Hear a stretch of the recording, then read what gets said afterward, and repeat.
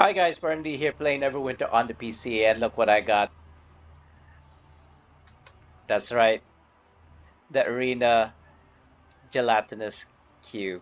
Anyway, this is how I got this, as well as how I got to round 41 plus in that video that I just showed you. Maybe before or after this video, we shall see how I'm gonna edit this. So in that previous video that only lasted for like 2 minutes, I actually went through my gears and companions, but I didn't explain. I just kind of like showed you. So I'm gonna break it down for you right now. I would say equipment-wise, you can run anything. But anyway, you can run whatever you want. I kind of prefer somewhere in the middle, plus some weird setups here. That is kind of boost. I believe this chess piece will affect your companion as well as yourself. So before this, I'd use the bog hide. However, I'm also using not the relentless onslaught. Which one was it? Hierarch? Yeah, exalted martyr. These two have the same bonuses. However, in my mind, I feel like since both of them have the bonuses, that the effect will happen, like the chances of it will double, right? But I can't test that. I don't know how to test it. So instead of that, I opted for the Iron Bulwark, which you can get from Ash. Yeah. Uh, and for the Greaves, Hierarch for the HP if I get hit too hard. Inconclusive because I see when I get hit and then I see the orbs on the ground. When I try to go over them, it doesn't pick up. Probably because I already have this. Oh, I don't have this. Huh. That's weird. I thought I had it. Okay, never mind. Forget what I just said. I don't know why it doesn't pick up. So, but I do assume that it is picked up. It's just a visual bug. Ash weapon sets. This is the best that I can get for like DPS at the moment. Pendant of Eternal Light. Basically, the beacon of what is it called? Beacon of the Astral Sea set. In order to get the AOE healing on the ground. This also affects my companion. If Lysera, right, stands on top of the healing aura, coupled with this healer's influence, it will actually heal me as well as her at the same time. And yeah, getting healed might affect this. I don't know how to test this, but I assume that when I get healed, this is in effect, which means that I get more defense and also incoming heal. Same with Lysera. So basically, you're solo, but duo, if that makes sense. Duoing with Lysera. Now we go for artifacts, basically, or whatever you need. Obviously, I need this for the set so that I can heal Lysera myself. I like to use Scintillating Symbol of War as active because if you look at the powers, it has this AoE whirlwind effect, and if you look at the numbers, it's actually hitting for quite a bit. Even though it's a 1500 IL artifact, the fact that it pulls all the mobs in and damages for quite high, I would say one of the best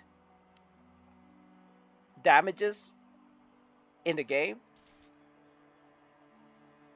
albeit they have to be hit by all the waves. Like they tend to move away. However, the ones that get sucked in will probably get the full brunt of this. But yeah, that's why I like it.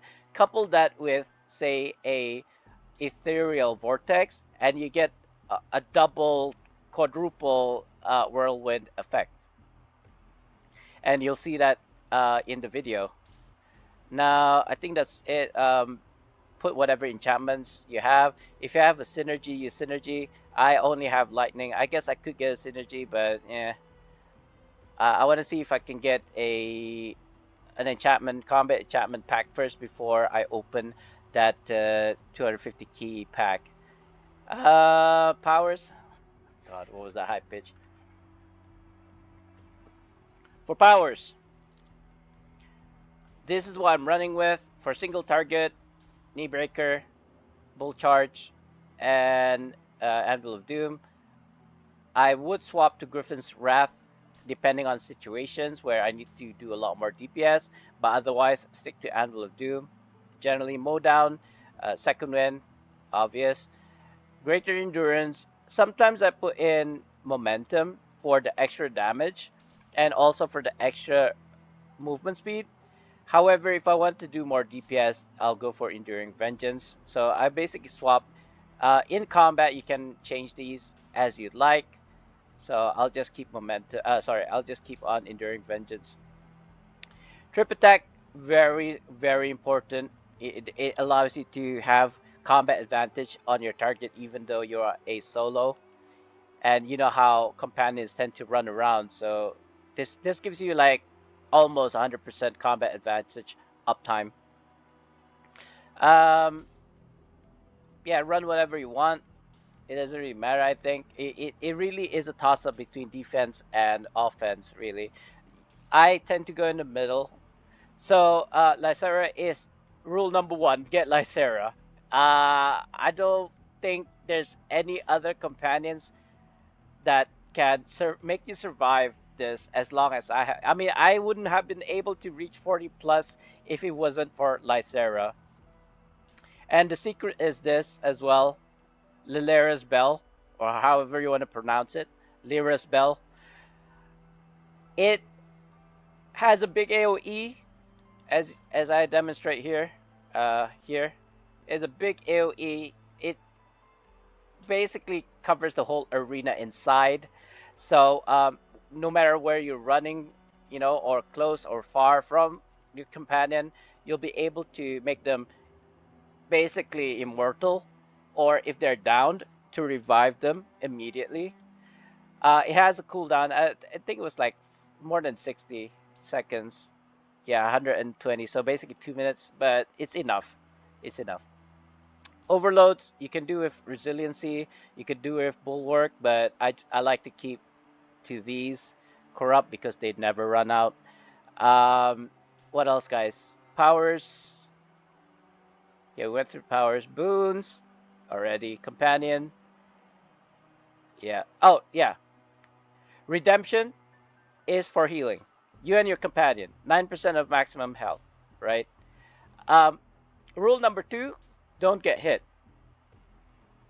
And the reason why I slot this in is exactly for that reason.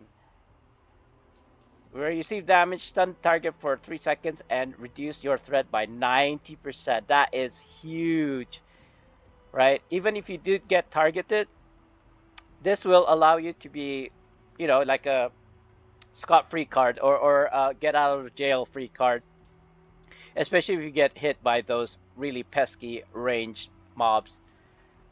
So I made some adjustments here. I went for all kind of like healing. If you look at all of these, Elena's Repost, however you want to pronounce it, heals you for 9%. Intelligent Wise, Reflect, heals you. Oh no, not heals you really, but it gives you a shield when you're at full health. So going back to your equipment, the Iron Bulwark, the Healer's Influence, the set, all of those will give you heals. So it should technically affect those. Cat tested makes me feel good. So Astral Devas, this is the new addition to the previous kind of like loadout. It made me realize that I wasn't healing as well because I didn't have this on. So when your companion, chance on hit to heal companion and player for 9%. Now, when your companion gets healed, because of your healer's influence, you also get healed. So it's a really like healing loop, I want to say. And before I forget, the reason why this is also a new addition is if you read here, combat advantage damage, you heal 9% of your maximum hit points and deal that value to enemies within 15 feet or 15 inch. I'm not sure. Um, so if you have 6 million HP, right? 9% of that is roughly around 1 million. Sorry, that doesn't sound right. 10% is 600,000. So, yeah, 600,000 gets deflected, right? If my math is correct. I doubt. But anyway, going back, so I don't know because I tried checking the logs. I can't really see if in fact you hit the target for 600,000. But I'd like to think so. It doesn't say it limits it to like 50k as most of the reflect damages says. You know, it states that it's like 50 up to 50k. This does not. And when you're inside the arena, as a DPS, I can hit 6.8 million HP with buffs. So it's really a big number if you think about it. So like I said, Ethereal Providence, same thing with Redemption. When you are hit or when your companion gets hit, I assume, you get healed. And again, when she gets healed, because of this, I also get healed. And when I get healed, there's procs. So it's, again, looping. Everything is looping, guys.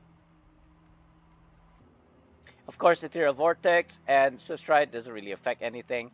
These are the insignias and mount powers that I'm running currently. Gladiator's Guile, I mean, for those times when you do want to run away. But yeah, I could probably change up these things, but I like to run these as is. I did play around with a full DPS loadout. It went pretty fast, but I didn't last very long. So, rule number 1, get Lysander. Rule number 2. What was the rule number 2, guys? I don't know. Rule number 2 is something to do with gears. Rule number 3, I want to say be smart. So what do I mean by being smart when you're inside?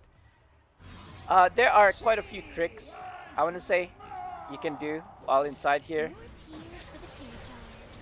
But knowledge, I would think, is the most important one.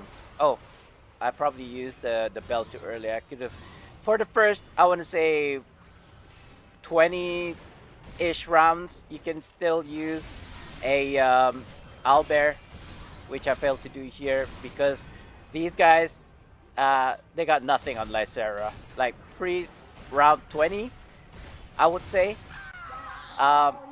Pretty difficult for them to kill Lysera, especially now that she's this tanky and she can heal herself with this loadout that I have. Right, what do I mean by be smart? So, tactics. Here's kind of like bonuses for you. Let Lysera tank everything. And once you get into the later rounds, I want to say when you go hit the corners, do something like this. You see that?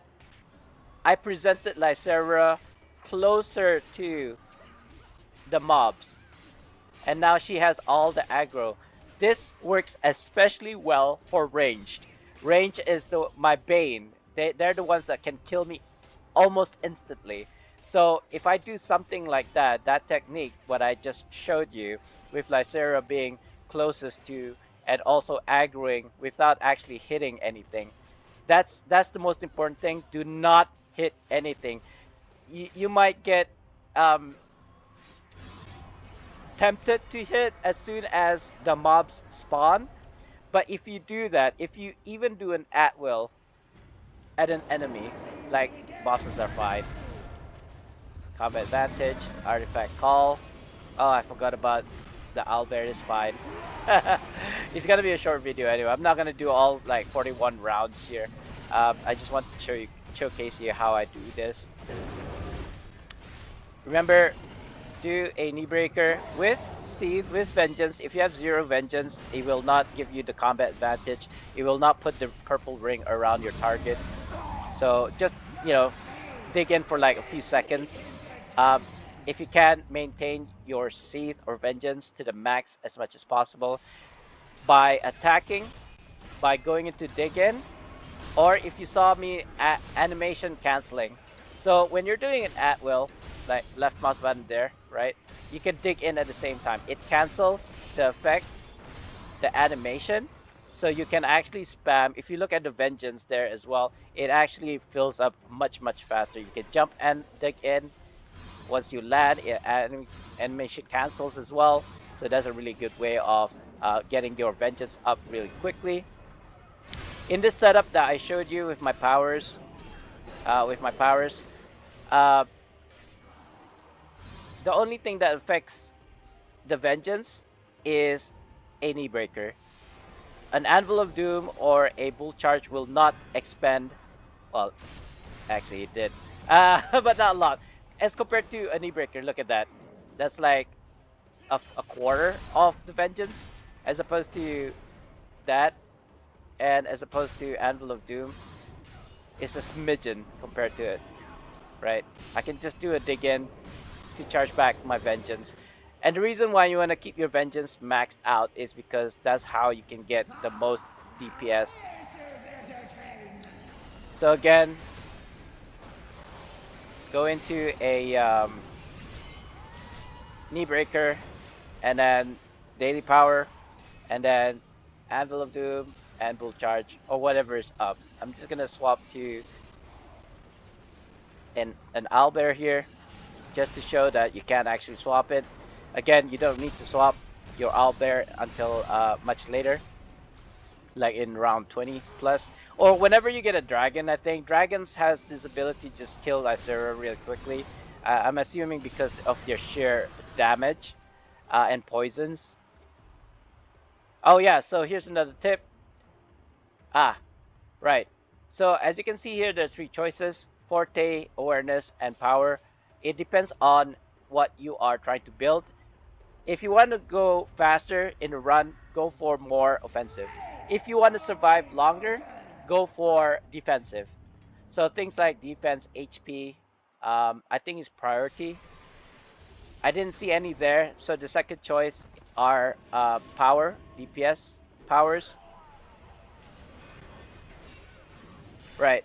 Next, we're gonna cover items, I think. Just trying to see. And you know what? I can probably just AFK here and it'll be fine. I'm just a little adventure power will probably proc, and they will all focus on Lacera. I don't think they're gonna kill me. So items.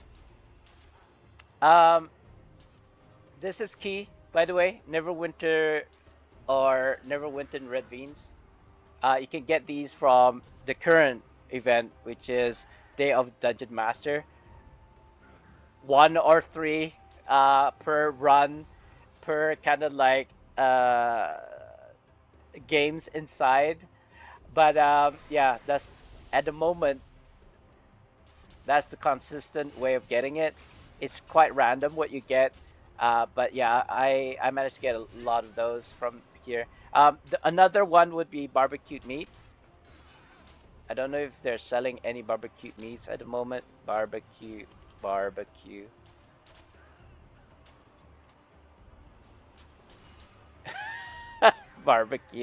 No? How about cured meat? Okay, barbecued meat, very expensive. Summer. Cured meat, I'm assuming, is bound to characters, so that's why you can't sell it. But yeah, um, this barbecued meat with the cured meat plus Neverwinter veins, they are no cooldown. And with PC, we have an innate ability to use a key to just pop it, right? If you look at my there, oh, if I use this key, there, I've used my red veins without even going to the inventory. So I'll give you the code there in the description later on in this video. So just by pressing a key, you have access to healing. Right now I'm getting healed over time, and it is clutch. At kind of like when your stones of health or whatever potions that you're using is on cooldown, you can just spam use the Neverwinter red veins. But yeah, they are kind of hard to get. They're not hard to get. Some you could probably get it from lunchboxes, elements or lunchboxes or something like that. But the consistent way of getting it is during this event, Day of the Dungeon Master. Next, buffs. Um, it depends because at the early stages, I don't think you really need them. But the later stages, what I tend to do is go for Caprice, and then this Tuna for more defense and HP. So when I said I got like 6.8 million HP, that's how. Couple that with the Flask of Potency +1, right? Flask of Potency +1, which is over here. And of course, Invocation Blessings. Once you pop elixirs, Stronghold food, and normal food, you're good. Again, I don't really need it. Extra buffs. You know what? This is the best time to use this. Artifact and mount cost. Look at that. Look at all those numbers. And the final push. So satisfying, right? Um, yeah, it pulls them in and hits them all. Um, and it actually does quite a bit of damage, guys, as an artifact. Artifacts don't tend to have a lot of damage tied to them. However, like there are a lot of debuffs and buffs artifacts, but when it comes to damage, not so much. And the scintillating water artifact, or whatever it's called, is, I would say, Symbol of War is one of the best, if not the best, when it comes to AoE. At least that's what I think, anyway. Um, Being smart, put out like a tactic, right? Be prepared for what's gonna happen next. For example, when you get the powers like the shield, the movement speed, the recharge speed bonus, um, since you're solo, you basically get your pick, and also multiple uses of said powers, right? What I mean to say is you can go here, grab the movement speed one, then you go here, get the more damage one, you get the cooldown one, but then you pick up the shield one and not use it, if that makes sense. Only use it when you absolutely need shields. Oh, and side bro, this boss, you know what? I'll show you right now. If you bring her all the way down here, and this happened to me like in the later rounds, if you bring her all the way here, notice her HP. Note her HP, right? Hello, can you come? Can you come closer? Come hither. Come hither. I'll show you. I was in the later rounds, and fortunately, I've only whittled her HP to 10%. There you go. You see that? She de aggroes and gets her full HP back. Like, can you imagine if you're in like round 40 and you spent like an hour killing her, and then she just resets and heals back her HP to full? So for bosses like this, I'm not sure if there's any other bosses that does this. From my personal experience, the answer is no. But because of that happening, I tend to not go to that half of the arena. If Lycera brings her all the way to like closer to that side, what I tend to do is just do a range like this until she like turns around. In fact, you could probably go here. Oh, there's another thing. Don't get close to the walls. Too close. If you get too close, she might actually phase through the wall and then does not come back into the arena. So as much as possible, you want to avoid that. There is actually a spot here where you can bring her and she will just stand still. Somehow, I don't know how to emulate it. I just so happens. It's like somewhere here. She's like Lysera just stops in her tracks. She doesn't move, which is great because I don't want to be chasing around these bosses. Anyway, before the video ends again abruptly, be smart. So powers, pick up the shield one, but don't use it unless you absolutely need to. And once you do use it, do not pick up the heart that's over here in that corner. And the reason being, there are times, situations where you're gonna get one shot. And once you get one shot, it's not like you can stop the fight midway, get a breather, use a portable altar and try to get the skull despawned, timed out. There's like a 5 minute, and every time you die, it resets.